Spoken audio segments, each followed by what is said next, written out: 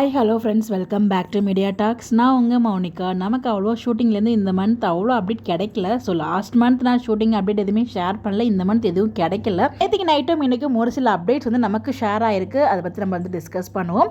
நேற்றுக்கு நான் அப்டேட் வந்து நம்ம சுவாமி ப்ரோ வந்து ஷேர் பண்ணியிருந்தார், நேற்றுன்னு நினைக்கிறேன். ஸோ வந்து அவங்க ஷூட்லாம் முடிச்சுட்டு ரெஸ்ட் எடுக்கும்போது ஒரு அப்டேட் வந்து கொடுத்துருக்காரு. ரொம்பவே நல்லாயிருக்கு அந்த ஃபோட்டோவுமே பார்க்குறதுக்கு.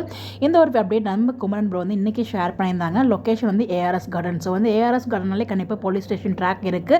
நம்ம கெஸ் பண்ண மாதிரியே போலீஸ் ஸ்டேஷன் ஷூட்டுமே போகுது போல். ஒருவேளை விஜய் வந்து அரெஸ்ட் பண்ணுறாங்களா, இல்லை விஜய் போட்ட பிளான் மூலிமா பசுபதி அரெஸ்ட் ஆகிறாரா, ஏதோ ஒரு விஷயத்தினால வந்து பார்த்திங்கன்னா ஒரு ஏஆர்எஸ் கார்டனில் போலீஸ் ஸ்டேஷன் ட்ராக்குமே போயிட்டுருக்கு. நைட் ஷூட் போயிட்டுருக்கும் போல்.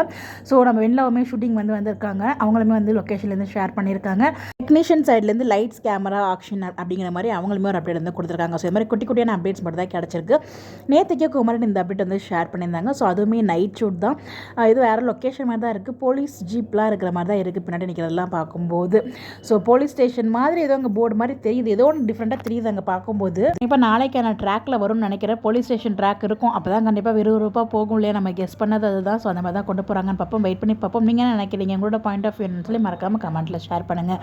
ஸோ நிறைய பேர் விஜய் எஸ்கேப் ஆகிடுவாங்க அப்படிங்கிற மாதிரி சொல்கிறாங்க. ஆனாலும் நல்லா தான் இருக்கும். பட் ஆகி பசுபதி, அதாவது விஜய் போட்ட பிளான் சக்ஸஸ் ஆகி பசுபதி அரெஸ்ட் ஆகிற மாதிரியோ, இல்லை பசுபதியோட விஷயங்கள் எல்லாமே அவங்க சித்தப்பா, அதாவது மாமா மூலியமாக தெரியல வருமோ, வெண்ணிலா மாமா மூலியமாக அப்படிங்கிற மாதிரியும் இருக்குது. வெயிட் பண்ணி பார்ப்போம்.